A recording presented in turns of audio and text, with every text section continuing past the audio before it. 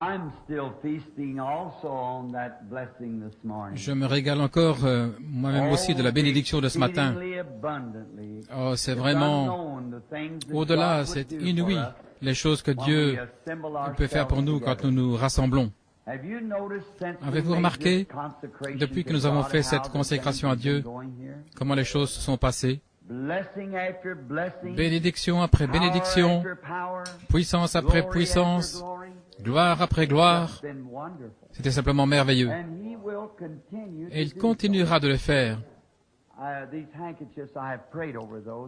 Ces mouchoirs, j'ai prié dessus. Quelqu'un, cela appartient à quelqu'un.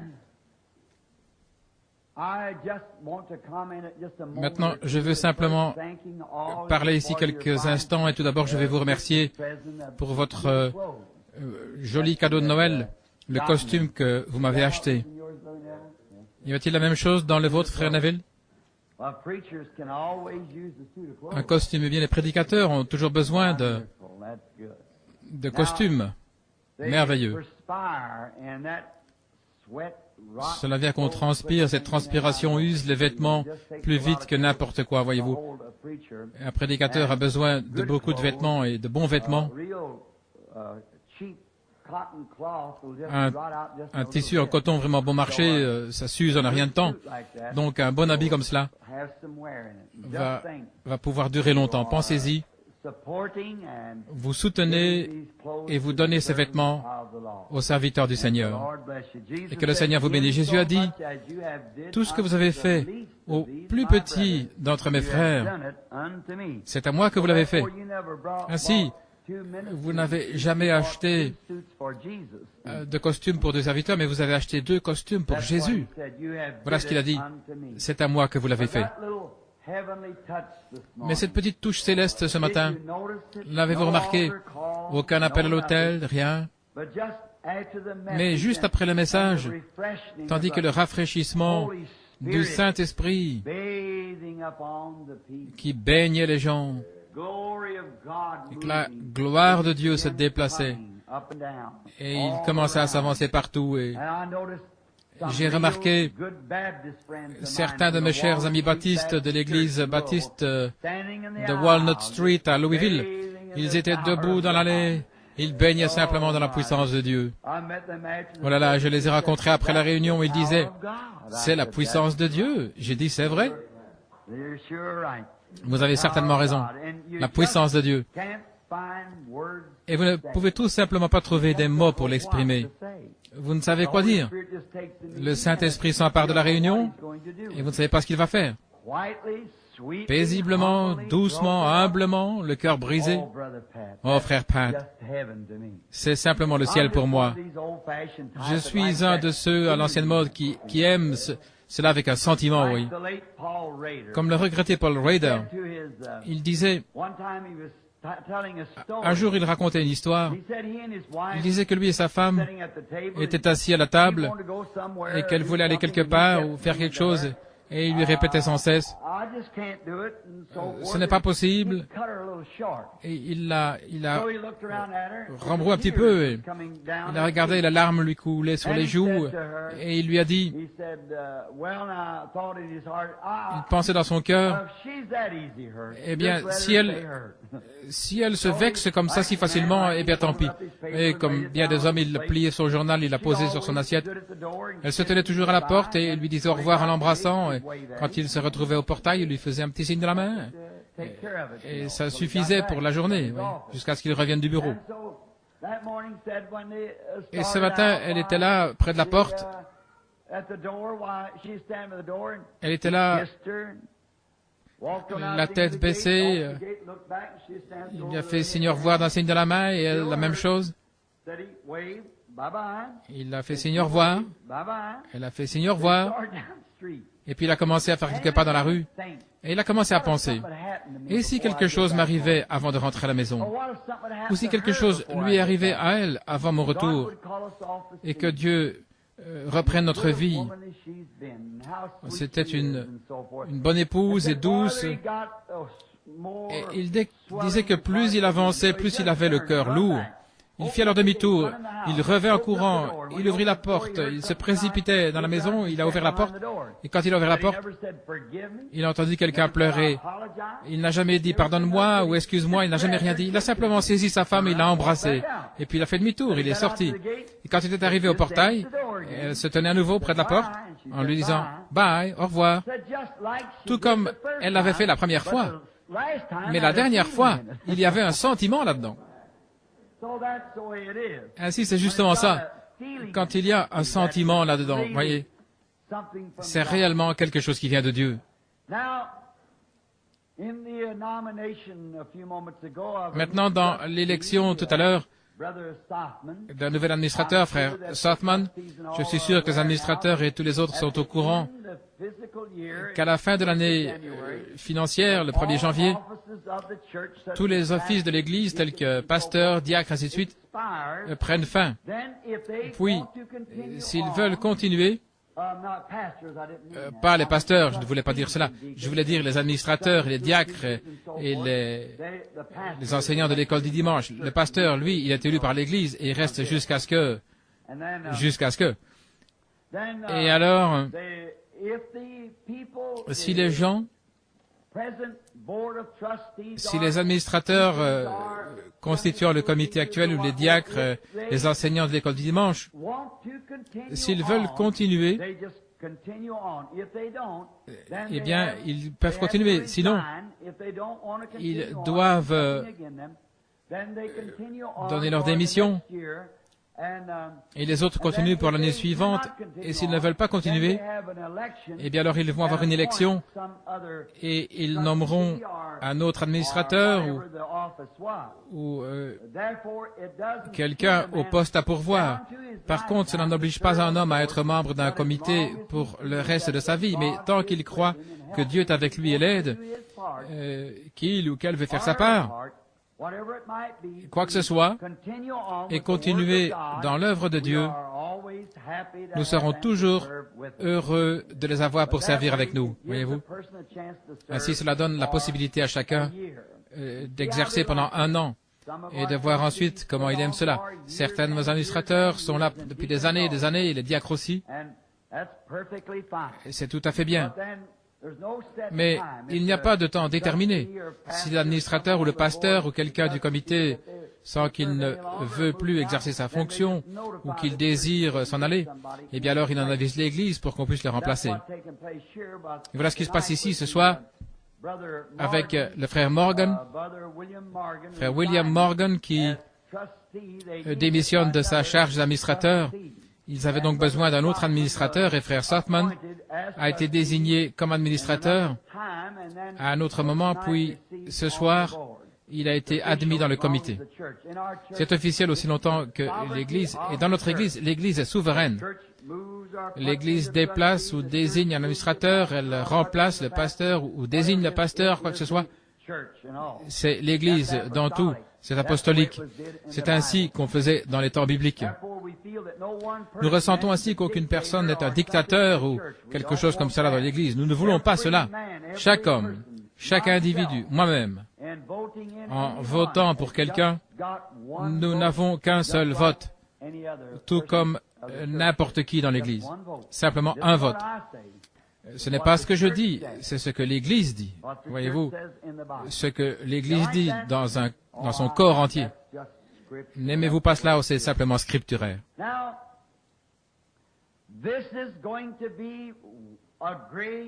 Maintenant, ceci va être une semaine importante pour moi. Dès demain, Dieu voulant, je dois prendre des décisions pour l'année qui vient. Au sujet de toutes les invitations, je veux me rendre au bureau et ramasser toutes mes invitations et les apporter chez moi. Donc, pendant ces prochains jours, j'irai en prière devant Dieu et je le prierai de me guider et de me montrer de quel côté aller et quoi faire.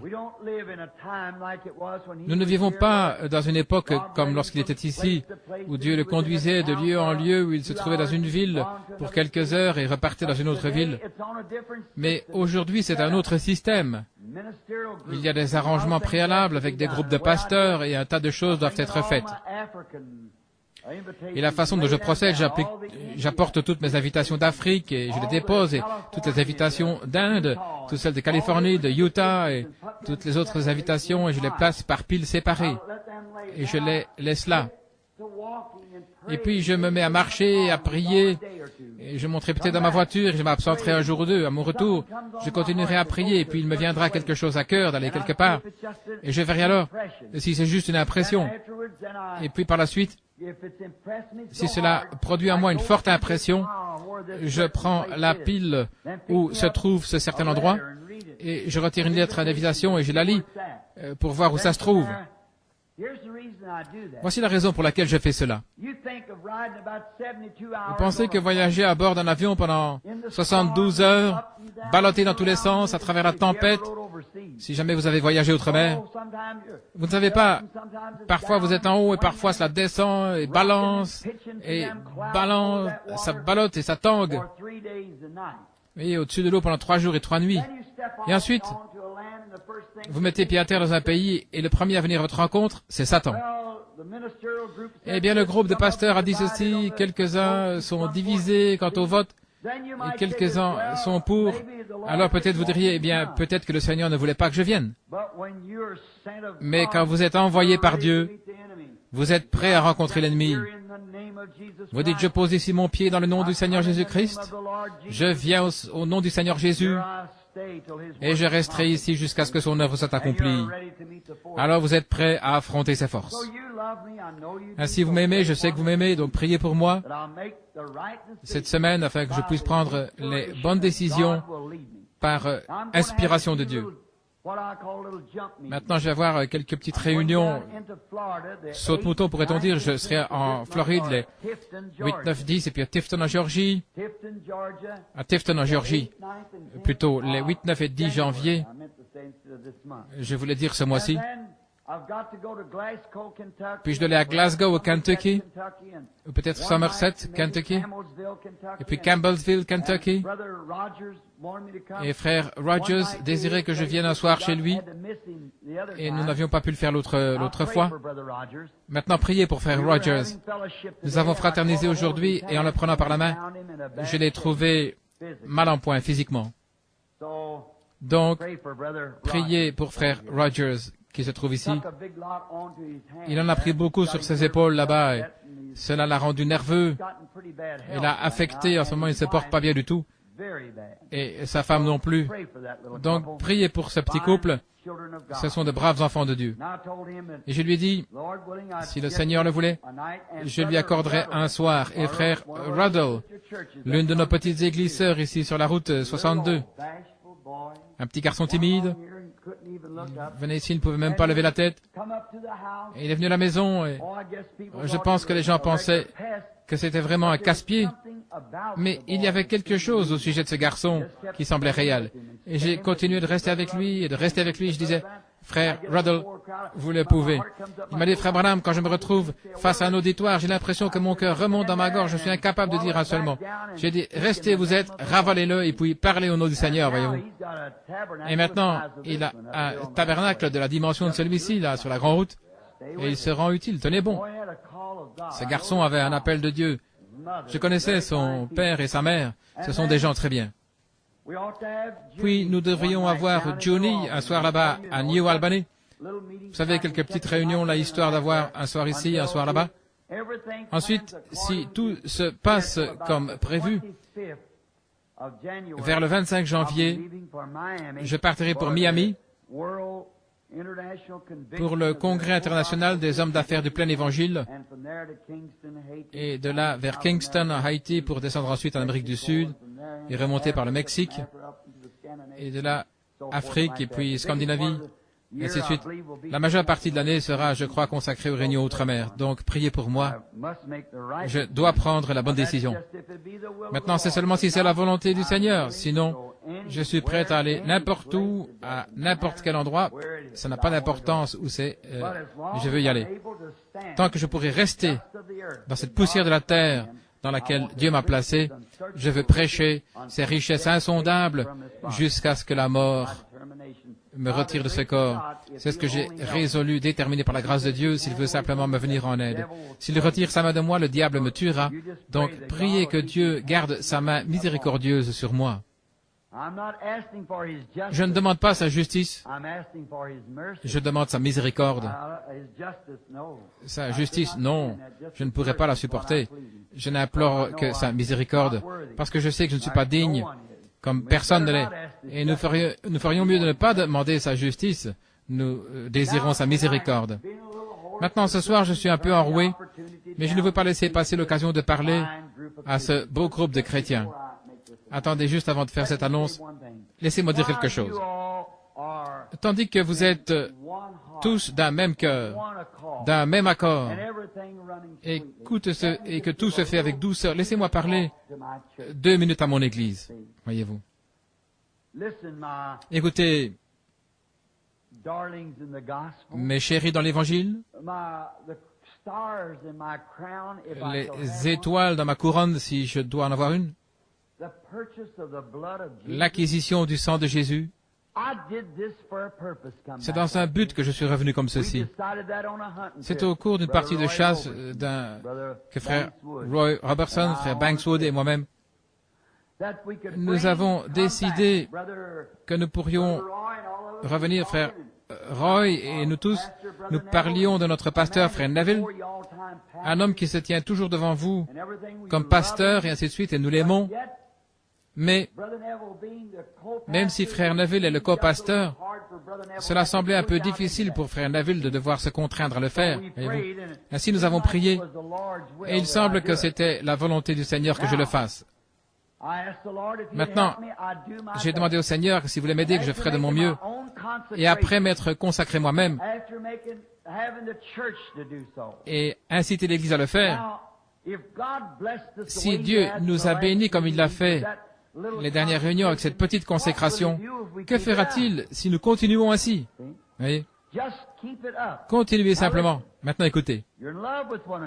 Vous vous aimez les uns les autres? Je voyais debout dans les allées ce matin, simplement en train de pleurer, les mains levées vers Dieu, tandis que ce merveilleux esprit se manifestait parmi vous. Maintenant, n'écoutez aucun vil propos du diable. Si le diable vous montre quelque chose ou vous dit quelque chose de mal au sujet d'un membre du corps de Christ, ne le croyez pas, car dès que vous le croyez, vous gâchez votre expérience. Et si vous voyez l'un des membres du corps de Christ faire quelque chose de mal, ne le dites à personne, mais allez vers ce membre et avec l'amour et voyez si vous ne pouvez pas le ramener à Christ. Et si vous ne pouvez pas, alors dites-le à une personne et qu'elle vous accompagne. Faites-le de la façon dont le disent les Écritures. Si quelqu'un dit sœur telle et telle, frère tel et tel, n'en croyez pas un seul mot. Laissez aller. Parce que souvenez-vous, c'est le diable qui essaye de vous détruire. Maintenant, attendez-vous à ce qu'il cherche à s'introduire, parce qu'il va le faire. Alors laissez le maître de la maison, la foi, se tenir juste là, et ne recevez pas une seule chose. Et ces gens ont été assis dans les lieux célestes avec vous. Vous avez eu communion ensemble autour des bénédictions de Dieu, prenant la communion à la table, et le Saint-Esprit a témoigné qu'ils sont les enfants de Dieu. Soyons donc pleins de douceur, bienveillants, indulgents et aimants. Et si l'autre personne dit du mal de vous, dites quelque chose de gentil à son sujet. Regardez alors comme cela deviendra de plus en plus doux pour vous. Rendez toujours le bien pour le mal, l'amour pour la haine. Et simplement, est-ce que tu te sens mieux, ma chérie, la fillette là derrière? Tant mieux, je suis si reconnaissant. Elle était pliée en deux là, et le Seigneur maintenant l'a relevée et l'a présentée à l'Assemblée. Nous en sommes si reconnaissants. C'est pour cela que j'ai quitté la chair tout à l'heure. Ils disaient qu'ils avaient prié et prié, et ils ne parvenaient pas à atteindre le Seigneur. Maintenant, ne manquez pas de le faire. Prenez-en l'engagement envers Dieu en disant « Oh Dieu, par ta grâce, est-ce que je ferai ?» Peu importe si quelqu'un dit du mal, répondez par le bien. Ne pensez pas mal. Si en fait vous pensez du mal et vous le dites hypocritement, alors vous avez tort. Continuez simplement à vous consacrer à Dieu jusqu'à ce que vous ayez vraiment un bon sentiment envers cette personne. Voilà la manière de le faire. Et alors votre âme sera simplement inondée par la douceur des bénédictions de Dieu. C'est ainsi que vous vivrez victorieux. Alors rien ne pourra vous nuire. Aussi longtemps que vous avez l'amour. Vous dites, si vous avez les langues, elles cesseront. Si vous avez la sagesse, elle disparaîtra. Les prophéties, elles prendront fin. Mais quand vous avez l'amour, il demeure à jamais. Et n'aimez pas seulement ceux qui vous aiment, mais aimez ceux qui ne vous aiment pas. Car il est facile pour moi d'aimer quelqu'un qui m'aime. Mais essayez d'aimer quelqu'un qui ne vous aime pas. C'est ainsi que vous pouvez tester pour voir si vous êtes chrétien ou pas. Lorsque quelqu'un ne vous aime pas et vous l'aimez malgré tout dans votre cœur. Maintenant, si vous ne faites pas cela, alors continuez à vous cramponner à Dieu. C'est là. Car je sais que c'est la vérité. Amen. Je sais que c'est la vérité. Maintenant, nous allons ouvrir la précieuse parole au livre des Hébreux, chapitre 11, juste pour un court message. Je suis encore un peu enroué, mais j'ai passé un merveilleux après-midi en compagnie des frères et sœurs, et je n'ai pu rentrer qu'un peu avant 6 heures. Et je suis entré en courant dans la chambre, à coucher, et je me suis agenouillé à côté du lit pour prier pendant quelques moments. Je me suis relevé, j'ai pris ma Bible, et je me suis mis à lire. Et puis j'ai vu un magazine qui se trouvait là. C'était écrit en afrikaans. Je ne pouvais pas le lire. Parfois en lisant, un mot va vous frapper. Et ce mot devient vivant pour vous. C'est ainsi qu'un ministre reçoit son message. Vous commencez à lire la Bible. Tout d'abord, quelque chose vous frappe. Et puis quelque chose s'ajoute à cela, quelque chose d'autre s'ajoute. Alors vous soulignez cela, et vous allez à la chair, et Dieu fera le reste. Il prendra soin du reste. Maintenant, parfois vous êtes tellement transporté avec des petites pensées, et alors vous les mettez par écrit. Et parfois dans une réunion, vous devez venir rapidement sur l'estrade.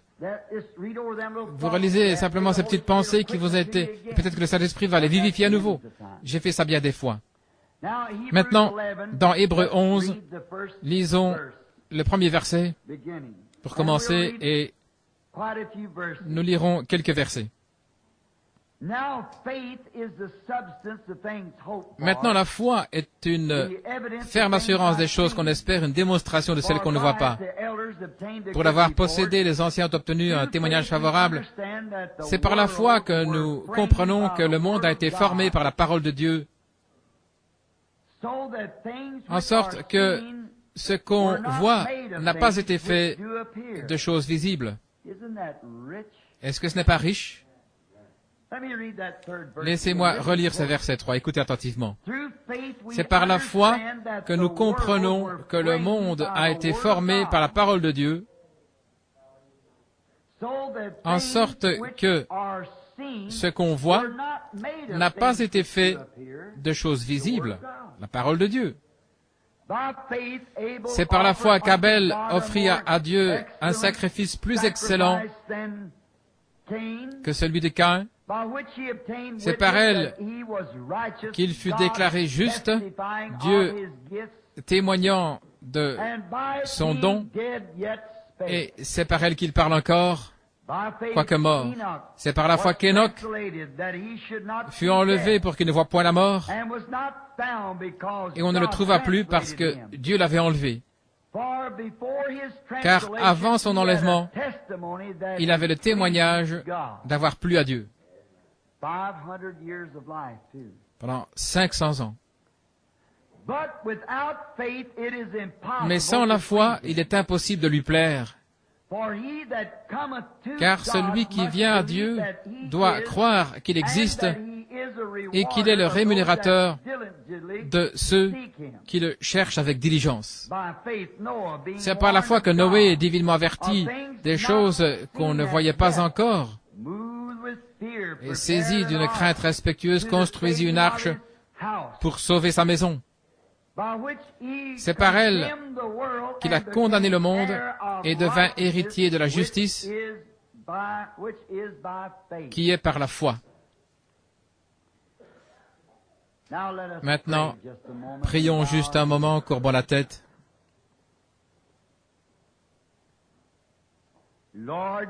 Seigneur, notre bienveillant Dieu et Père, nous entrons maintenant dans ta présence, à nouveau avec des actions de grâce.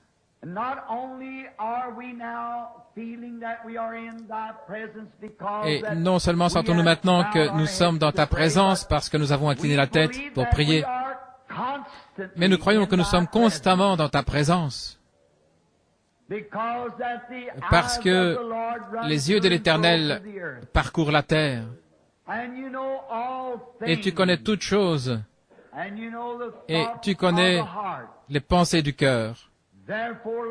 C'est pourquoi, Seigneur, la raison pour laquelle nous inclinons la tête, c'est pour t'adresser cette requête, que tu pardonnes toutes nos offenses et transgressions contre toi,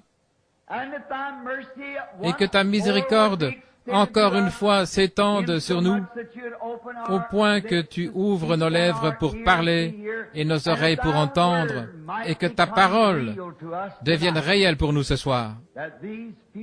Que ces quelques versets que nous avons choisi de lire puissent être d'un grand secours pour chaque membre de ton corps mystique sur la terre, ton Église spirituelle, l'Église des premiers-nés, cette Église qui a été acquise par le sang de Jésus, qui a été lavée et sanctifiée et qui sera présentée à Dieu ce jour-là, sans tache ni ride. Combien nous te remercions que nous puissions avoir la foi pour croire que nous sommes participants de la bonté de Dieu par la justice et la miséricorde de notre Seigneur Jésus.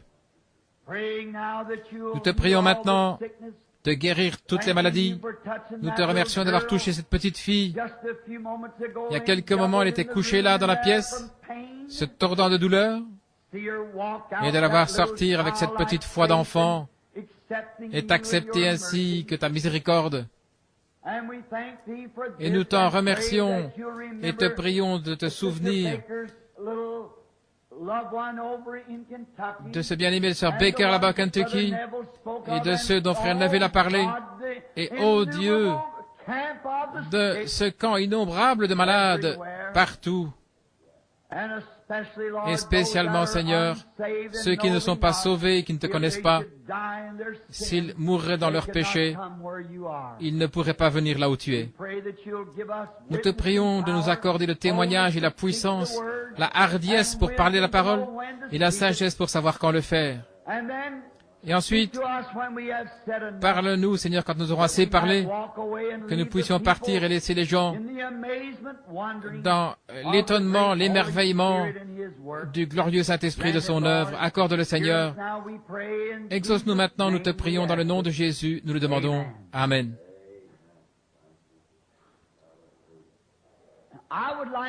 J'aimerais parler pendant un court moment sur le sujet des sens.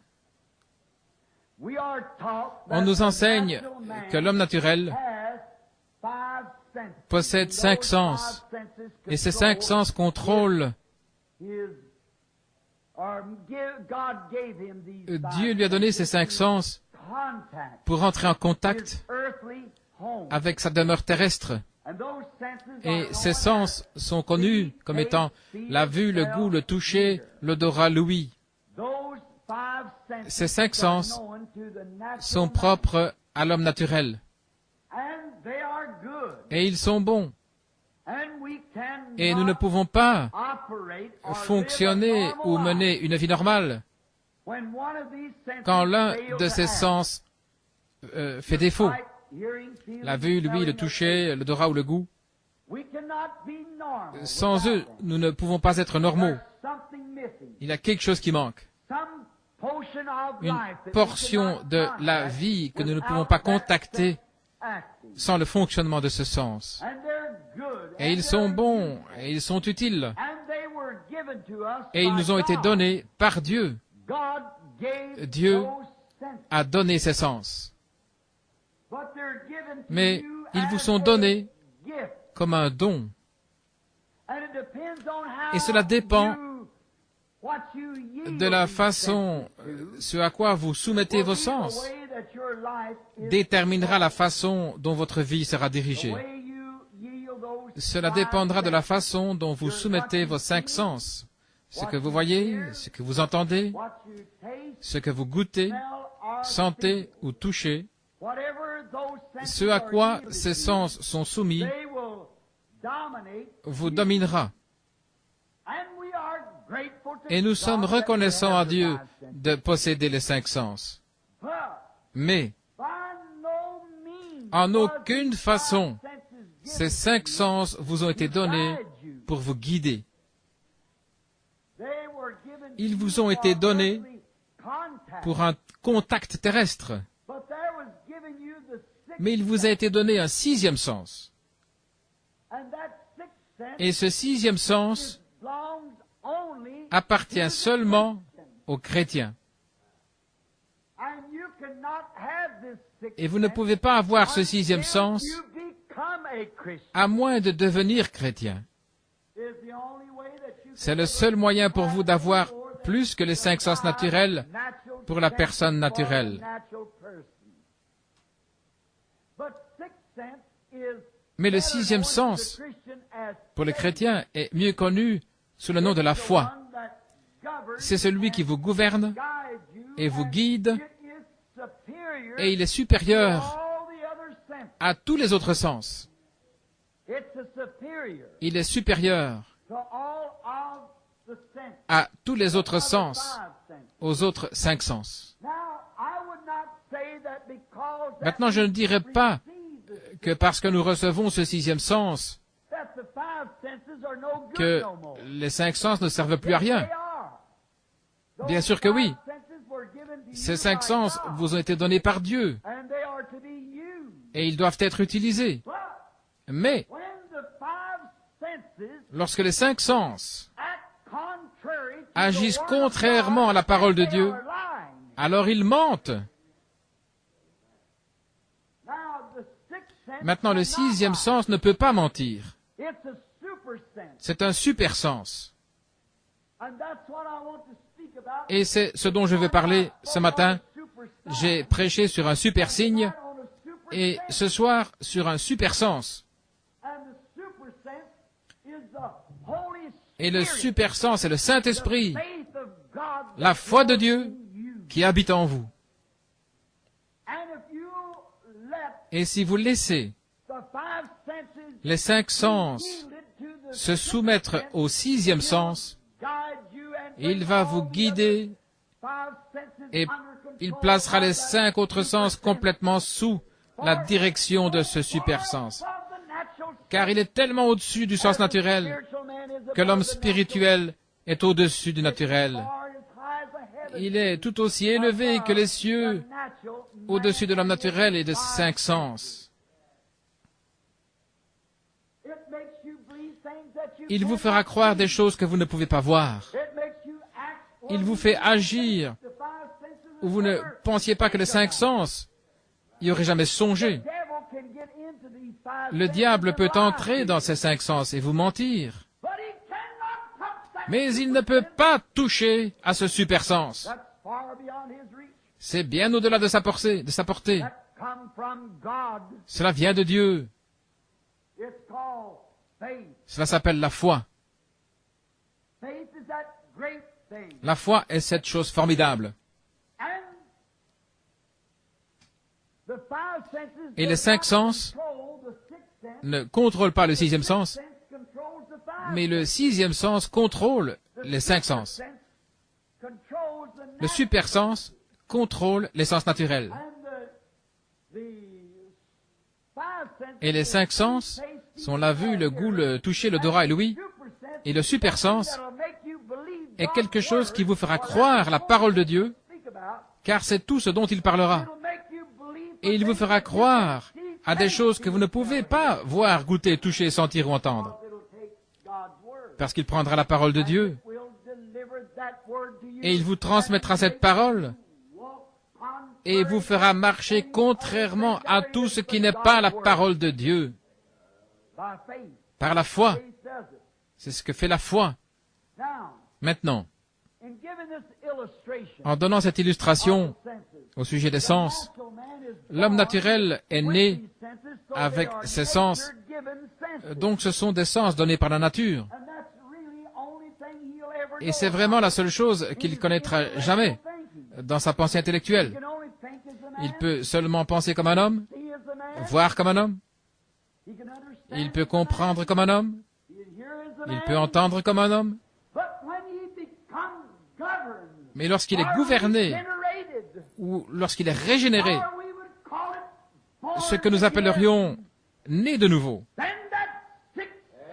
alors ce sixième, ce super sens s'empare de lui. Et en faisant cela, ce super sens l'élève à un endroit où il a la foi pour croire les choses qu'il ne pouvait pas entendre, voir, comprendre, qu'il ne pouvait pas comprendre. Il le croit de toute manière parce qu'il est gouverné par ce sixième sens, ce super sens. Oh, comme c'est merveilleux de savoir cela et de penser combien c'est simple d'y croire. Simple de le croire. Maintenant, vous ne pouvez pas le croire à moins d'être régénéré. La Bible dit que personne ne peut appeler Jésus le Christ si ce n'est par le Saint-Esprit. Nous avons vu cela la semaine passée. Et cela a été une telle pierre d'achoppement, spécialement pour les croyants pentecôtistes.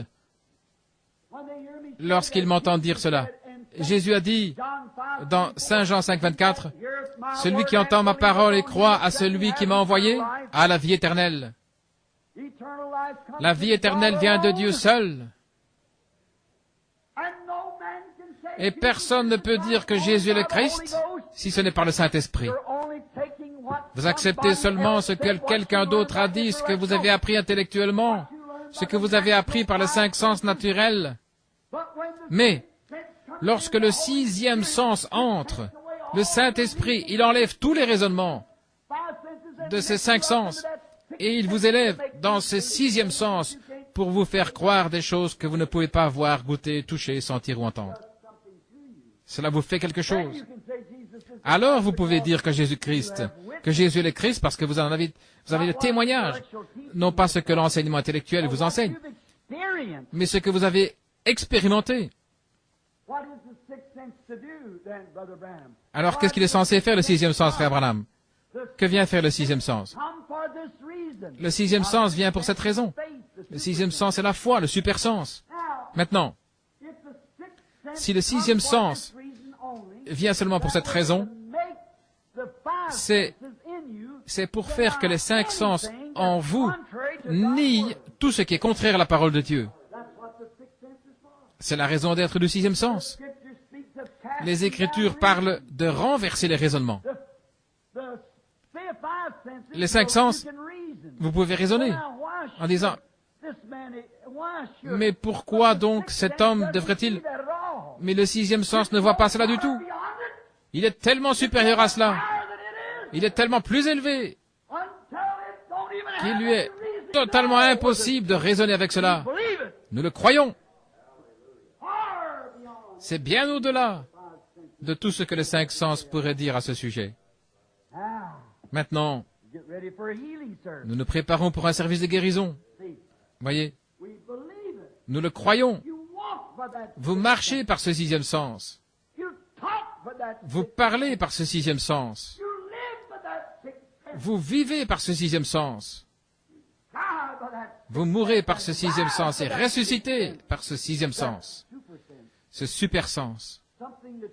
Quelque chose qui est en vous, qui est différent de ce qu'est l'homme naturel. L'homme naturel possède seulement ceux-ci, et ils sont très bien. S'ils peuvent être amenés à se soumettre au sixième sens. Si l'esprit naturel lit la parole de Dieu et dit, ceci est la parole de Dieu, il dit la vérité. Mais s'il la lit et dit, ce n'est pas toute la parole de Dieu, ou ça l'était, c'est quelque chose, ça l'était une fois, mais ça n'est plus maintenant. Alors ce sixième sens intervient et dit, il est le même hier, aujourd'hui et pour toujours. Voilà la différence. Voilà pourquoi il y a tant de gens qui ne sont pas guéris. Ils essaient de venir avec une conception intellectuelle. Ils disent, Oh, je fais ceci, je crois ceci, ainsi de suite. Mais si ce sixième sens dit cela, alors rien ne les fera jamais déroger à ce sixième sens. Le sixième sens a été placé sur l'être humain afin de lui faire nier tout ce qui est contraire à la parole de Dieu. Tout symptôme qui est contraire à la promesse de Dieu, le sixième sens dit qu'il n'existe pas. Si ce chrétien est de nouveau, et vous pouvez vous attendre à ce qu'un jour un incroyant, un incrédule s'approche du chrétien pour lui dire, maintenant, écoute bien, le Saint-Esprit, ça n'existe pas. Tu fais erreur. Vous êtes fou de croire une telle chose. Une telle chose n'existe pas. Ce sixième sens entre directement en action. Laissez-moi vous démontrer par la Bible que vous ne pouvez pas recevoir le Saint-Esprit. Et je peux vous montrer où les disciples l'ont reçu. Eh bien, vous répondez, le sixième sens attirera votre attention et dira, mais il a dit la promesse est pour vous et vos enfants. Eh bien, cela voulait dire leurs enfants à eux, ça ne voulait pas dire pour vous. Mais le sixième sens ne se laisse pas prendre à cela. Pourquoi? Il est déjà en vous. Ils l'ont dit trop tard. Vous l'avez déjà reçu. Les gens qui disent que le Saint-Esprit n'existe pas ne savent pas de quoi ils parlent. Comme ce garçon, une fois, qui pelait une pomme et qui fut interrogé par un inconverti qui critiquait une réunion. Il disait, « Que veux-tu? Que viens-tu faire ici? Je veux vous poser une question. » dit-il tout en mangeant et en savourant sa pomme. C'était quelqu'un de tout simple, qui avait l'air un peu délinquant avec ses cheveux et qui lui descendait sur la figure, et une dent de devant qui était avancée, il était vêtu d'un vieux blouson sale. Il a dit, je veux juste vous poser une question. L'infidèle venait de dire, Dieu n'existe pas. Tout ça, ce sont des émotions. C'est de la baliverne. Voilà tout ce qu'il y a. Et le garçon dit, je vais vous poser une question, monsieur. Cette pomme, est-elle sucrée ou sûre? Eh bien, comment pourrais-je le savoir, dit-il. Eh bien, c'est juste ce que je pensais. Et puis il s'en est allé tout simplement. Comment le savez-vous alors que vous n'avez pas goûté le Seigneur? Comment savez-vous alors que vous n'avez jamais reçu le Saint-Esprit s'il est réel ou s'il ne l'est pas? Comment savez-vous où se trouve la foi et la puissance? Comment savez-vous qu'il n'y a pas de joie ineffable et glorieuse si vous n'y avez jamais goûté pour voir? Le sixième sens vous conduit à cela. Le sixième sens vous le déclare. Il n'y a pas la moindre puissance intellectuelle qui puisse vous l'apporter. Les puissances intellectuelles raisonneront et diront, eh bien c'est de la psychologie, c'est quelque chose comme ceci, c'est de l'émotion. Mais lorsque le sixième sens vient de l'intérieur, il nie toutes ces choses et amène une personne directement dans le sein de Dieu. Car il faut que celui qui s'approche de Dieu croit qu'il existe et qu'il est le rémunérateur de ceux qui le cherchent avec diligence. Par la foi, Abraham par la foi, Isaac par la foi, Jacob, tous par la foi. C'est le sixième sens qui accomplit cela. Le sixième sens nie tous les symptômes, tout ce qui est contraire à la parole de Dieu, tout sentiment, toute émotion. Quelqu'un dira, eh bien, on a prié pour moi, mais je ne me sens tout simplement pas mieux. Le sixième sens ne garderait jamais le silence là-dessus. Le sixième sens dira, c'est un mensonge.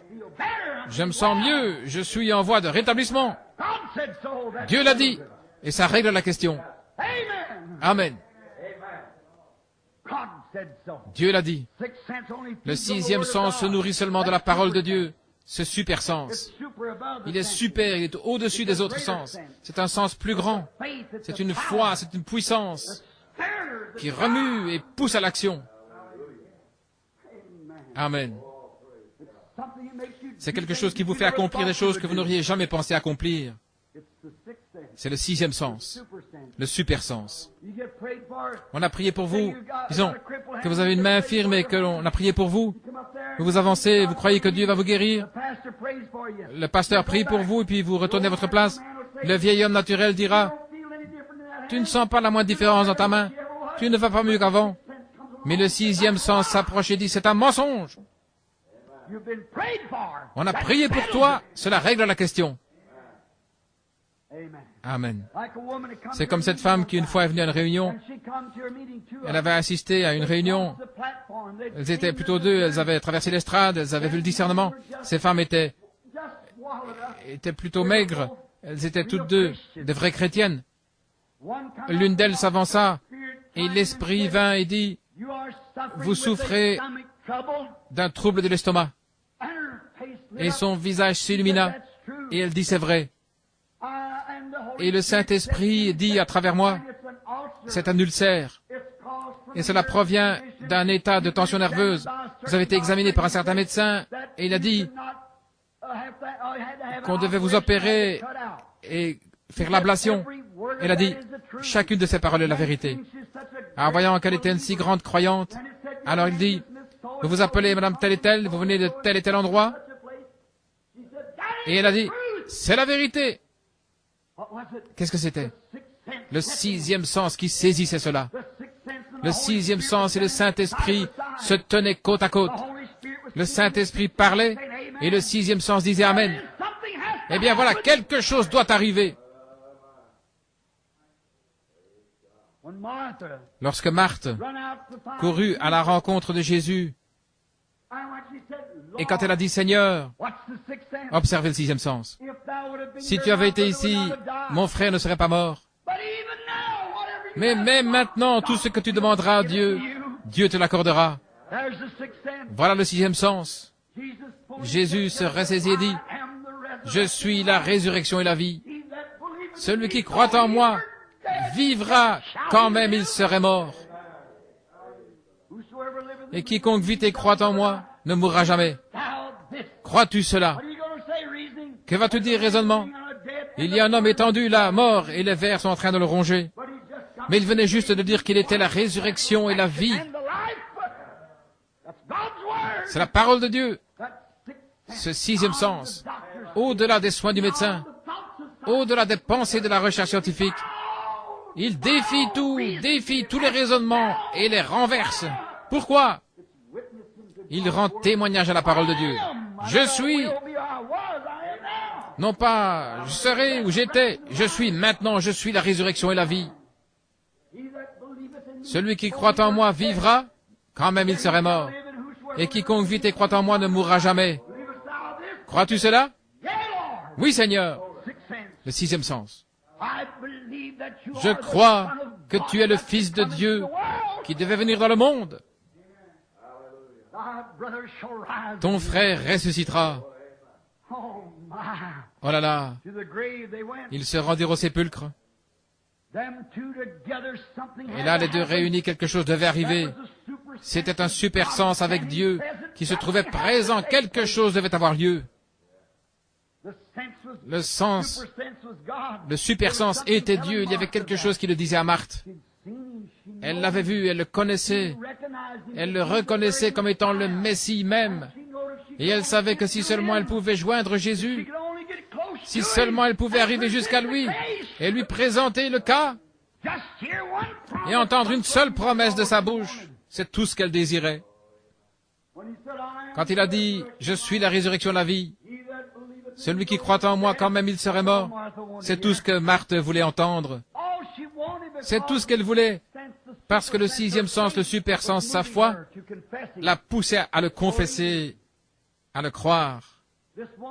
Cette femme, lorsqu'elle quitta l'estrade, c'était « Ainsi dit le Seigneur, rentre chez toi et mange, Jésus-Christ te guérit. » Elle rentra chez elle, et ce soir-là, une de ses amies qui habitait dans le voisinage était la troisième ou quatrième derrière elle, et elle avait une grosse tumeur au cou. Et voici qu'elle s'avance, tressaillant de joie pour sa voisine qui allait être guérie de cet ulcère qui lui avait causé tant de soucis. Ceci est un cas parmi des centaines, des milliers. Et cette énorme grosseur dépassait de son cou.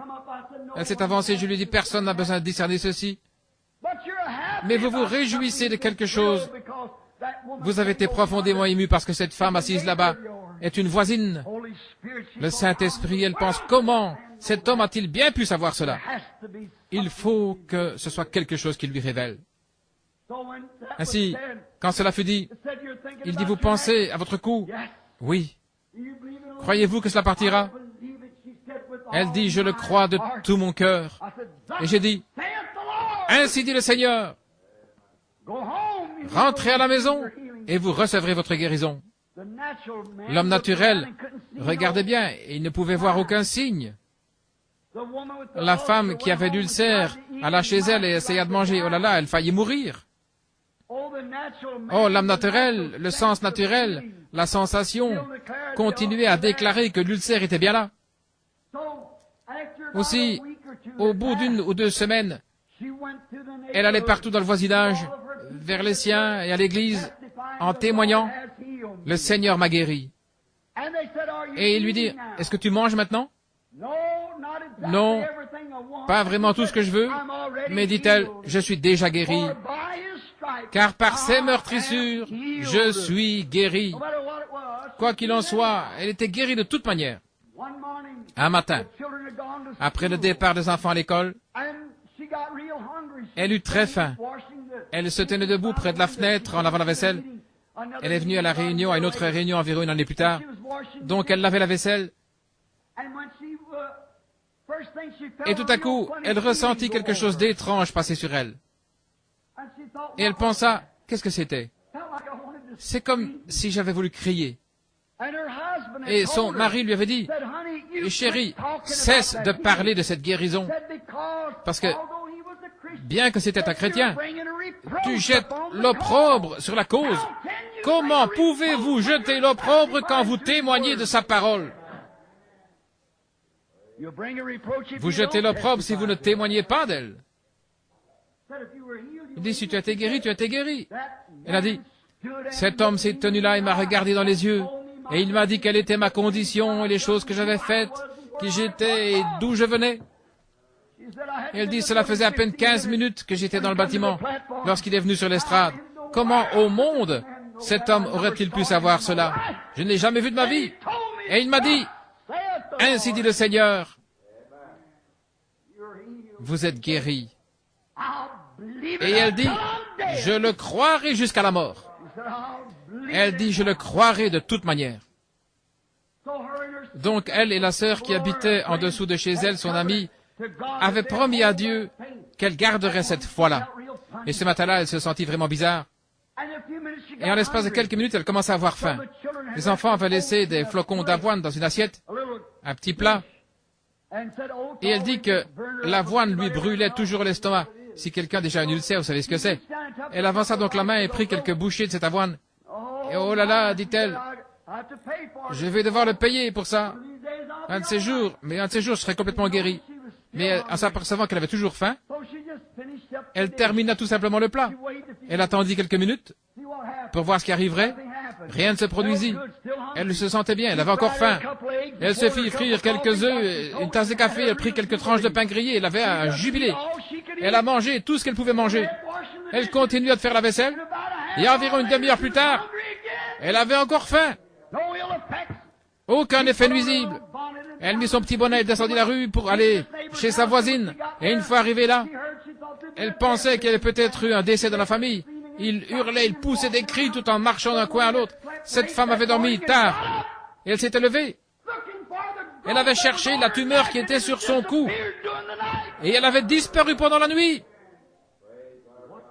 Qu'était-ce? Dieu à l'œuvre. Ici au tabernacle Cadle, quand nous avons eu cette réunion et que l'on a prié pour ce jeune infirme, plusieurs d'entre vous étaient là pour le voir. Il avait ramené là dans la salle d'urgence. Billy me conduisit vers lui. Il l'avait placé là, sur l'estrade, dans le bâtiment. Pendant 3 ou 4 soirs, il n'a pas eu de quart de prière. Ils l'ont placé dans la salle d'urgence. J'étais prié pour lui. Il m'a dit, « Monsieur Branham, pouvez-vous me dire quelque chose de réconfortant ?» J'ai dit, « Oui, fiston. C'est la polio qui t'a rendu ainsi, c'est pas vrai? Et ton nom, c'est tel et tel, tu viens de tel endroit. » Il a dit, « C'est vrai. Et qu'en est-il de ma guérison? » J'ai dit, « Par ces meurtrissures, tu as été guéri. » Il est rentré chez lui, témoignant, donnant la gloire à Dieu, et prétendant qu'il a mené un tel opprobre dans son entourage. Un dimanche, plusieurs pasteurs entrèrent, vinrent s'asseoir près de lui et lui dirent, Tu dois cesser de faire cela. Tu jettes l'opprobre sur la cause. Et le jeune homme assis là dit, Monsieur, si vous étiez assis à ma place, si vous étiez assis dans la chaise où je suis assis, vous n'essayeriez pas de me ravir le dernier espoir que j'ai en Christ. Il a dit, par ses meurtrissures, je suis guéri. Et à peine avait-il dit cela que les pieds paralysés, les mains, le corps, le dos, il avait à peine dit cela qu'il s'est levé de sa chaise et qu'il est parti en glorifiant Dieu. Quoi? Ses sens naturels disaient qu'il allait rester assis là. Le médecin disait qu'il y resterait pour toujours, tant qu'il vivrait. Mais le sixième sens disait, par ses meurtrissures, je suis guéri. Et il ne voulait rien avoir à faire. C'est cela, rejeter tout ce qui est contraire à ce que Dieu a dit. Voilà la raison d'être du sixième sens. Le vieux John Ryan, pas R-Y-A-N, mais R-H-Y-N, c'est ce mendiant aveugle de Fort Wayne. Nous étions allés là ce jour-là, et on avait prié pour lui dans la réunion. C'était la veille du soir où le piano avait joué « Le grand médecin est proche maintenant sans qu'il y ait quelqu'un au piano ». Et alors qu'il était aveugle, il était de foi catholique, il s'est arrêté dans la ligne. Je l'ai regardé, je lui ai dit, « Vous vous appelez tel et tel John Ryan ?»« Oui. »« Vous êtes un mendiant là au coin, ça fait des années que vous êtes aveugle. »« Oui, c'est vrai. Vous êtes de foi catholique, c'est juste. » J'ai dit, « Ainsi dit le Seigneur, vous recevez votre guérison. » Il a dit, « Monsieur, merci monsieur. » J'ai dit, « Remerciez le Seigneur. » Il dit, « Mais je ne vois pas. » Il dit, « Ça n'a rien à voir. Vous êtes guéri. » Et il est parti tout bonnement, et on l'aida à descendre de l'estrade. L'homme naturel ne pouvait rien voir. Il ne pouvait pas voir le moindre résultat. Eh bien, dirent-ils, il est tout aussi aveugle qu'avant. Deux de ses amis le ramenèrent et le placèrent dans la ligne de prière à nouveau, et ils le firent repasser. Et Howard le laissa passer. Quand il est revenu, il lui a dit, « Monsieur, vous m'aviez dit que j'étais guéri. » Et j'ai répondu, « Vous m'avez dit que vous me croyez. » Il dit, « Certainement je vous crois. Je n'ai aucune raison de ne pas vous croire. » Il dit, « Mais vous m'avez dit tout ce qui a trait à ma vie. » Il ajouta, « Je ne sais pas quoi faire. Et il y a une femme là derrière qui témoigne qu'elle avait un goitre il y a quelques instants et qu'il a disparu. » J'ai dit, « Alors si vous me croyez, pourquoi me questionnez-vous? Je suis en train de vous citer la parole de Dieu. » Il dit, « Que dois-je faire, monsieur ?»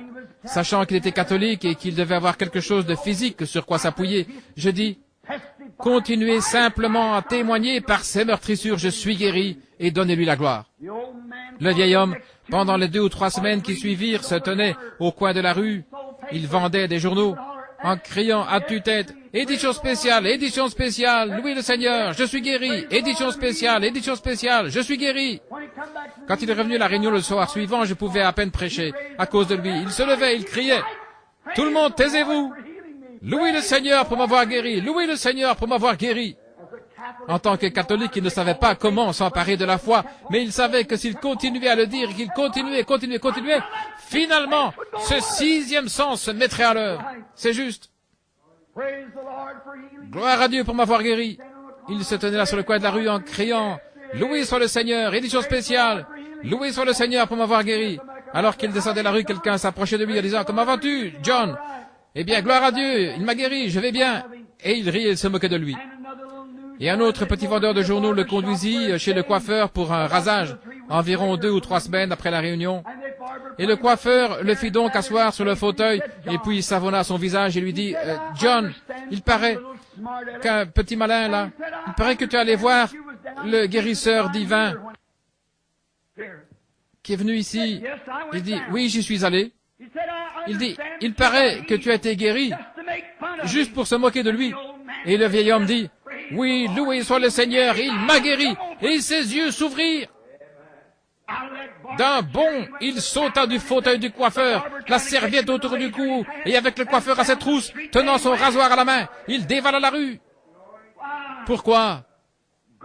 La parole de Dieu s'était mise à l'œuvre. La petite Georgie Carter qui était couchée là-bas et que vous connaissez tous, certains ici la connaissent de près. Elle était alitée depuis 9 ans et 8 mois. On ne pouvait rien faire si ce n'était changer d'à l'aise à cause du travail de ses reins et ses intestins. Elle pesait seulement une vingtaine de kilos. À Milltown, Indiana, et sa famille appartenait. Lorsque je suis allé là, à l'église baptiste, à Milltown, pour avoir une réunion pour prier pour les malades, et cette église a dit, si un membre de cette congrégation se rend auprès de ce fanatique, nous l'excommunierons. Et son père était un diacre. Mais elle avait eu entre les mains ma petite brochure intitulée « Jésus le même hier, aujourd'hui, éternellement ». Frère Hall me conduisit chez elle un après-midi. Sa mère sortit de la maison en courant, ne voulant rien avoir à faire avec cela. J'entrai, je priais pour elle, et elle dit, « Eh bien, qu'en est-il de cette John Nail ?» Elle était au courant de la vision. Je dis, c'était une vision, sœur, je peux seulement prier, ayez la foi. Cette pauvre petite avait reçu un enseignement contraire à cela. Quelques jours plus tard, j'étais dans leurs environs en train de baptiser. Elle était là en train de pleurer. Elle avait promis qu'elle viendrait se faire rebaptiser dans le nom de Jésus-Christ, si seulement Dieu voulait bien la guérir. Elle était là. Ses pauvres petites jambes avaient à peu près la grosseur d'un manche à balai. On pouvait même pas la mettre sur son bassin hygiénique. Sa mère, qui n'était pourtant qu'une jeune femme, était assise là, tête paralysée, toute grisonnante, à force de regarder sa fille, couchée là, mourir à petit feu. C'était la tuberculose qui se propageait en elle. Elle pesait peut-être à peu près 18 kilos. Je pense que c'était cela. D'après les estimations, on ne pouvait pas la soulever assez haut pour la mettre sur le bassin. On devait donc faire passer sous elle une alaise. Pendant 9 ans et 8 mois, elle avait été couchée, incapable même de soulever sa tête pour voir un arbre qui était près de la fenêtre. Un jour, je me tenais là derrière au sommet de la colline chez George Wright, et le Saint-Esprit me dit, lève-toi, je regardais. Et il y avait une lumière qui émanait d'un cornouiller qui dit, va chez Wright, ou plutôt, va chez les Carter. Quand je suis arrivé, le Seigneur Jésus, par un signe, avait montré à sa mère que j'arrivais. Je m'approchai de la jeune fille qui était étendue là sur le lit, si faible qu'elle ne pouvait même pas tenir le crachoir. Sa mère devait le tenir pour qu'elle fasse, essayant de cracher dans le crachoir avec la tuberculose. Et je dis, Sœur Georgie, Jésus-Christ, le Fils de Dieu, m'a rencontré dans la nature il y a environ une demi-heure. Il m'a dit de venir ici pour imposer la main sur toi. Ainsi dit le Seigneur, lève-toi. Le 6e sens se mit à l'œuvre. Une puissance frappa cette jeune fille pour la première fois. En 9 ans et 8 mois, elle n'avait pas pu se tenir debout. Elle bondit alors sur ses pieds, courut dans le jardin tout en bénissant les arbres, le gazon et tout le reste. Et puis elle rentra, elle s'assit au piano et se mit à jouer. Il y a une fontaine remplie de sang sortie des veines d'Emmanuel. Oh là là. Les raisonnements auraient renversé, ça lui était impossible. Je ne sais pas maintenant. Je ne saurai jamais. C'est seulement la puissance de Dieu qui la soutenait. Ses jambes n'étaient pas plus grosses que cela, à hauteur des articulations. C'était comme des allumettes. Ça fait environ 12-14 ans.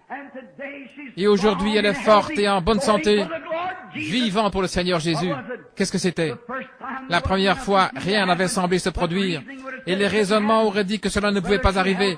Mes frères, elle s'est cramponnée à la parole. Si Dieu pouvait prendre cette jeune infirme à Salem, cette jeune Neil qui avait été infirme et paralysée avec ses bras qui lui pendaient comme cela et la guérir, il pouvait la guérir elle aussi, et elle l'a cru.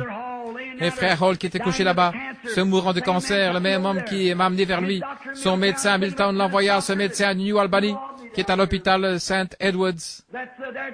Et j'oublie, il s'est occupé de mes enfants. Un brave homme, un bon médecin. Il l'a examiné, il a dit, un cancer. Il dit au docteur Brown de Milltown, il se meurt. Le docteur Brown dit, c'est bien ce que je pensais. Il l'a emmené ici chez sa sœur, une parente de M. Kopp, qui autrefois était le juge de la ville. Et lorsqu'ils arrivèrent, ils dirent, gardez-le simplement ici jusqu'à ce qu'il meure. Et ils m'envoyèrent chercher. J'y allais jour après jour avec ma femme. Nous avons prié pour frère Hall. Je l'aimais. Il avait été l'un de mes convertis à Christ. Son état s'aggravait de plus en plus et il ne pouvait plus bouger les mains. Hall dit, Billy, y a-t-il quelque chose que vous puissiez faire? Je dis, rien que je sache, Sir Hall, je ne reçois aucune parole du Seigneur. Je dis, j'aimerais que mon médecin l'examine. Qui est votre médecin? J'ai dit, docteur Sam Adair. J'ai téléphoné à Sam. Il a dit, Billy, tout ce que je peux faire, c'est l'envoyer à Louisville pour des radios et ainsi de suite, et je te donnerai le rapport. Il l'a envoyé chercher en ambulance, et il revint, Sam m'a téléphoné, il m'a dit, Billy, il a le cancer du foie. Nous ne pouvons pas lui enlever le foie, il en mourrait. Il a dit, c'est un prédicateur, il ne devrait pas y avoir de problème. Tu ferais aussi bien de lui dire qu'il va mourir. Je dis, il est prêt à partir. Mais Sam l'ennuie, ça me fait de la peine de le voir partir. C'est mon frère et je l'aime. Et je pensais, oh Dieu, fais quelque chose pour moi. Ce matin-là, je m'apprêtais à partir chasser l'écureuil. Je regardais dehors avant le lever du jour. Il n'y avait personne dans ma cour et je pris ma carabine et traversai la maison pour sortir. Il y avait une vieille pomme ratatinée suspendue au-dessus du mur. Je disais, pourquoi Méda a-t-elle accroché cela au mur? Je regardais, il y avait une autre. Il y avait jusqu'à 6 étaient suspendus. J'ai ôté mon chapeau et je suis tombé à terre sur mes genoux. Je levai les yeux. Alors une très grosse et très belle pomme descendit et dévora toutes ces autres pommes. J'observais juste au-dessus d'elle, il y avait cette même lumière que celle qu'on voit sur la photo là-bas. Elle se tenait là en tournoyant. Et elle dit, lève-toi, va dire à Monsieur Hall, ainsi dit le Seigneur, il ne mourra pas, mais il vivra. Je suis allé le lui dire, il n'allait pas mieux, mais il crut et il s'accrocha à cela. Il n'y avait aucun changement, semble-t-il. Un jour passa, pas de changement. Le deuxième jour passa, pas de changement. Mais vers le troisième jour, cela commença à changer. Le voici vivant aujourd'hui, après bien des années. J'ai remarqué Weaver ici, si je ne me trompe pas, lorsque sa fille est venue après la guérison de Margie Morgan. Je suis allé là, et il n'y avait rien que cette femme pouvait faire. Elle allait mourir dans les heures qui suivaient. Il devait lui faire une injection d'eux, c'est tout. Elle avait subi une opération des organes. Le cancer avait atteint sa colonne vertébrale. Il s'était propagé et il n'avait rien à faire pour cette femme. J'ai désiré lui parler de la guérison. Elle a dit, monsieur, vous êtes un ministre du Seigneur Dieu et je ne suis pas digne que vous entriez sous mon toit. Se considérant indigne qu'un ministre vienne la voir, elle dit, j'ai vécu ma vie, j'ai dansé, j'ai fait des choses que je n'aurais pas dû faire. J'ai parlé grossièrement et tout ce qui s'ensuit. Elle me confessa ses péchés et elle dit, je n'en suis pas digne. Je vis qu'elle était sur la bonne piste. Il lui fallait recevoir Christ ici, dedans, avant que ce sixième sens, ce super sens, ne puisse se mettre à l'œuvre. Nous nous sommes agenouillés, je lui ai cité le passage disant, si vos péchés sont comme le cramoisi, elle donna sa vie au Seigneur Jésus. Et à ce moment-là, elle dit, oh, je me sens toute différente. Quelque chose m'est arrivé. Quelque chose m'est arrivé. Je veux tous vous serrer la main. Alors j'ai vu une vision derrière la maison, là, et j'ai dit, Madame Weaver, ainsi dit le Seigneur Dieu, vous vous rendrez encore là dans cette poussinière et vous vivrez. Elle ne pouvait se fier à ses sensations. Le cancer l'avait dévorée. Elle ne pouvait s'appuyer sur ce que disait le médecin. Elle mourait. Cela fait, je pense, 14 ou 15 ans de cela. Madame Weaver, il y a 14 ans, elle vint au tabernacle en chancelant alors qu'elle était malade. Il ne semblait pas qu'elle pouvait vivre encore. Ses petits bras décharnus parce qu'elle avait promis à Dieu qu'elle viendrait pour être baptisée dans le nom du Seigneur Jésus. Nous l'avons soulevée de la chaise roulante. Nous l'avons descendue dans le baptistère. Nous l'avons baptisée au nom de Jésus. Et la voici, assise ici ce soir. Regardez-la, si vous voulez voir un spécimen de bonne santé. Pourquoi? Renversons les raisonnements et les recherches scientifiques et tout le reste. Parce que le sixième sens se mit à l'œuvre. Voilà. Regardez. Laissez-moi simplement répéter ceci une minute. Jésus passa une fois près d'un arbre. Et c'était un figuier. Et il regarda le figuier. Maintenant, s'il vous plaît, ne manquez pas ceci. Il regarda le figuier. Et celui-ci ne portait aucune figue. Et il dit, il a maudit l'arbre en disant que personne ne mange de toi. Les disciples jetèrent un coup d'œil. L'arbre ressemblait à ce qu'il avait toujours été. Une heure après, il avait toujours le même aspect. Dieu n'a jamais ouvert la terre pour l'engloutir. Dieu n'a jamais envoyé du ciel un éclair pour le carboniser. Il aurait pu le faire. Certainement qu'il aurait pu. Il n'a jamais fait ces choses. Qu'est-il arrivé? L'arbre avait été maudit. La foi de Dieu fit obstacle à la vie de cet arbre. Il n'y avait rien de physique qu'on pouvait voir. Mais tout au fond, sous la terre, là dans les racines de l'arbre, la mort faisait son œuvre. Il avait été maudit. Le sixième sens était venu contre lui. Il devait mourir. Il commença à mourir à partir des racines. C'est la même chose qui se produit avec le cancer. C'est la même chose qui se produit avec une tumeur. C'est la même chose qui se produit avec n'importe quelle maladie. Lorsque ce sixième sens de puissance du Seigneur Dieu s'élève contre cela, il dit, Satan sort de là. Peut-être vous ne verrez aucun changement physique se produire sur le champ, mais cette foi tient bon malgré tout. Cela a été maudit. Ce sixième sens, ce super sens ne lâchera pas prise. Il ne prêtera pas attention à ce que vous ressentez, à ce que vous avez l'air, à ce que vous faites. Il n'aura rien à faire avec cela. La parole de Dieu a été appliquée. Le sixième sens s'en empare, c'est tout. Il se met à l'œuvre. Le cancer commence à dépérir, il meurt. En partant des racines, il disparaît. Certainement. Par ce même puissant sixième sens, des royaumes se sont écroulés. Il a fait tomber les murs les uns sur les autres. Par ce sixième sens, la mer Rouge s'est retirée et une terre sèche fraya un chemin pour les enfants de Dieu pour s'échapper. Par ce même sixième sens, Samson défia 1 millier de Philistins armés d'armures et de lances. Il n'avait aucun moyen de se défendre si ce n'est avec la mâchoire d'une mule. Ce sixième sens se mit à l'œuvre et il terrassa 1 millier de Philistins. Alléluia. Par ce sixième sens, des morts furent ressuscités. Par ce sixième sens, de puissants miracles furent accomplis. Ce super sens, appelé le sixième sens, est la force la plus puissante qui ait jamais atteint la terre. Ça n'a rien à voir avec ceci. Avec ceci ici. Si c'est d'accord, vous allez de l'avant, mais peu importe ce que ceci fait, croyez cela. Voilà où se trouve la puissance. Si vous croyez dans votre cœur, votre cinquième sens, celui de la pensée, se trouve dans votre cerveau. Mais votre sixième sens se trouve dans votre cœur.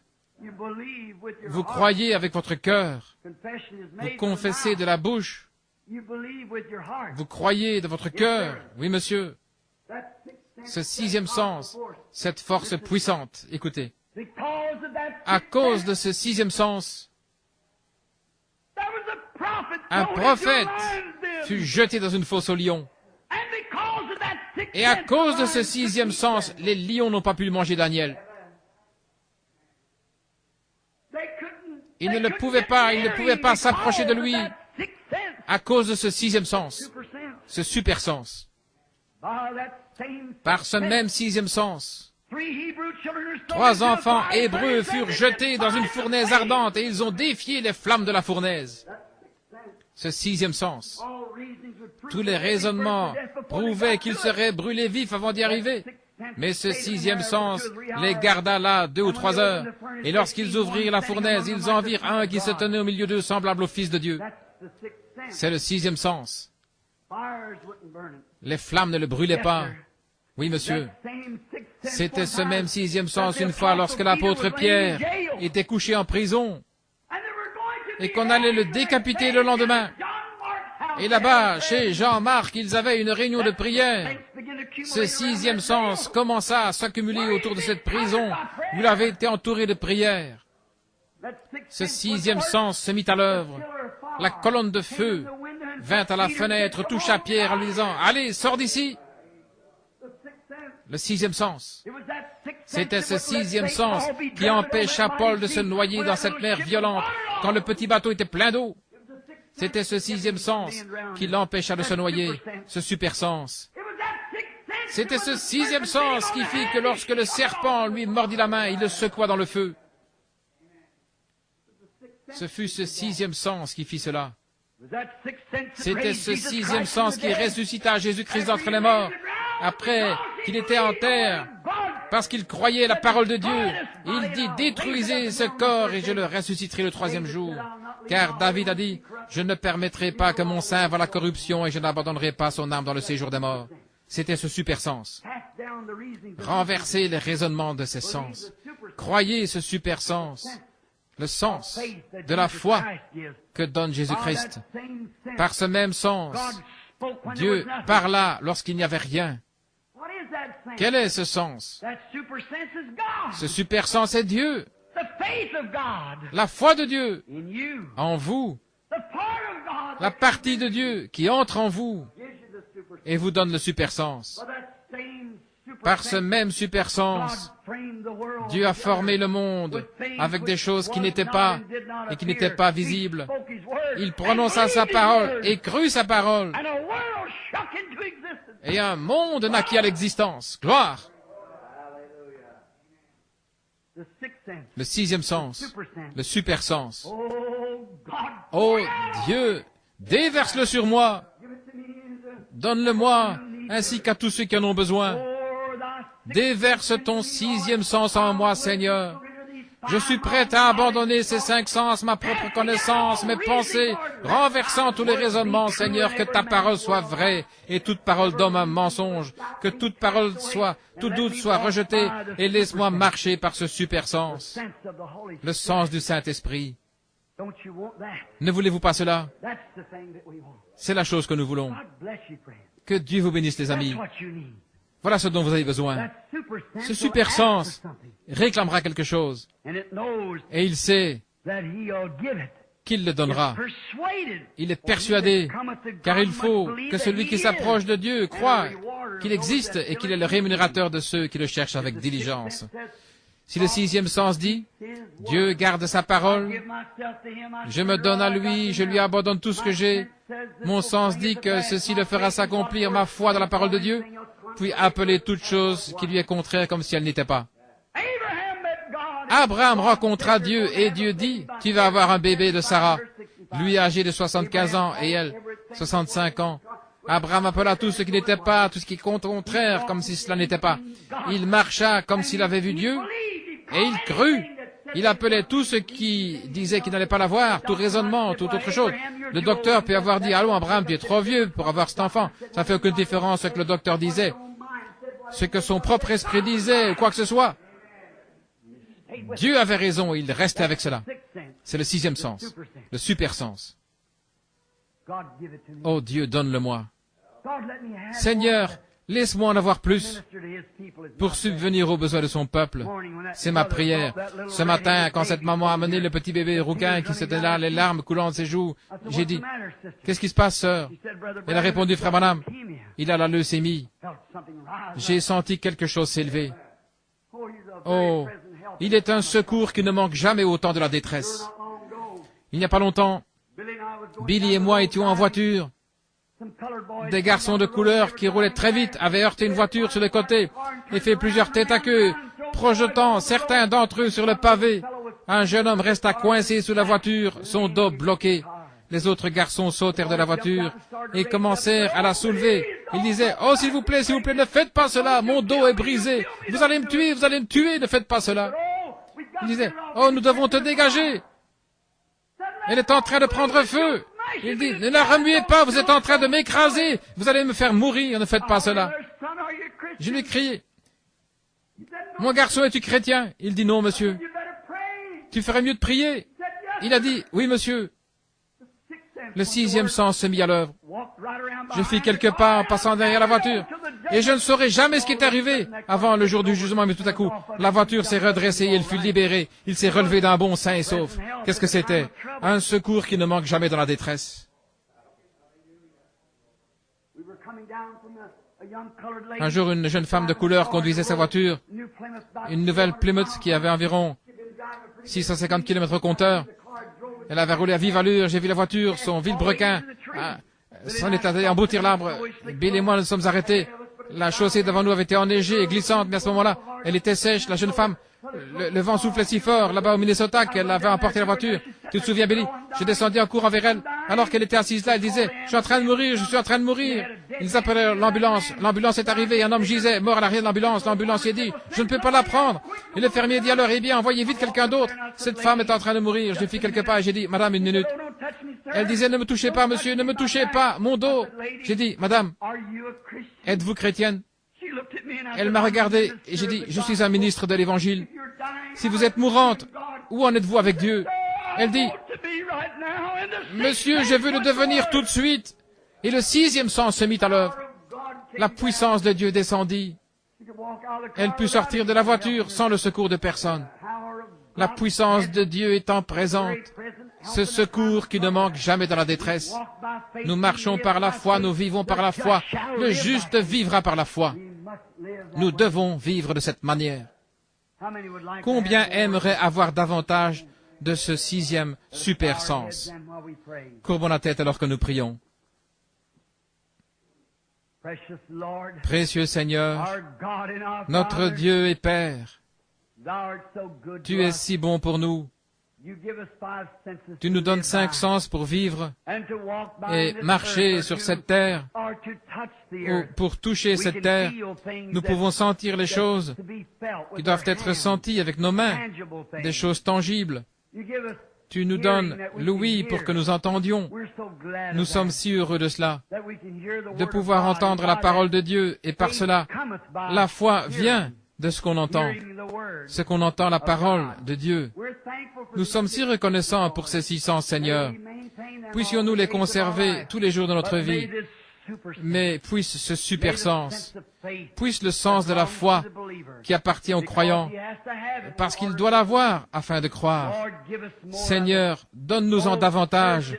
Oh, purifie-le, Seigneur, et éprouve-nous, et remplis-nous de ta bonté et de ta puissance. Que nous puissions marcher tous les jours de notre vie par le 6e sens, par le sens de la foi qui est donné seulement par Jésus-Christ. Ce que nous demandons dans la prière, puissions-nous croire que nous le recevons, et n'ayant aucun doute dans notre cœur, tu as promis que cela s'accomplirait. Quant à ceux qui ont levé la main, Seigneur, je prie pour eux. Ils avaient des besoins, tu sais ce qu'ils étaient. Je te prie de répondre à chacun de ces besoins. Que leurs désirs s'accomplissent. Je le demande au nom de Jésus. Amen.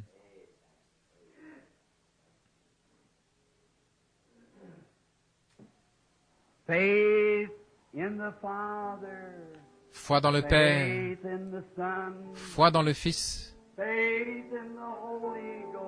foi dans le Saint-Esprit, ces 3 sont un. Les démons trembleront et les pécheurs se réveilleront. La foi en Yahvé ébranlera toutes choses. L'avez-vous jamais entendu auparavant? Maintenant, sans musique, juste un moment. La foi dans le Père, la foi dans le Fils, la foi dans le Saint-Esprit, ces 3 sont un. Les démons trembleront et les pécheurs se réveilleront. La foi en Yahvé ébranlera toutes choses. C'est juste. Oh là là. Précieuse foi, précieuse, glorieuse foi. Ô Dieu, donne-moi la foi, par la foi Abraham, par la foi Isaac, par la foi Abel, offrit à Dieu un sacrifice plus excellent que celui de Caïn. Quoique mort, il témoigne encore. Oh, combien nous avons besoin de la foi. Je l'aime. Je désire plus de foi. Mon désir dans cette vie et la nouvelle année qui vient, c'est plus de foi en Dieu. Oh Dieu, enlève tout doute de mon esprit.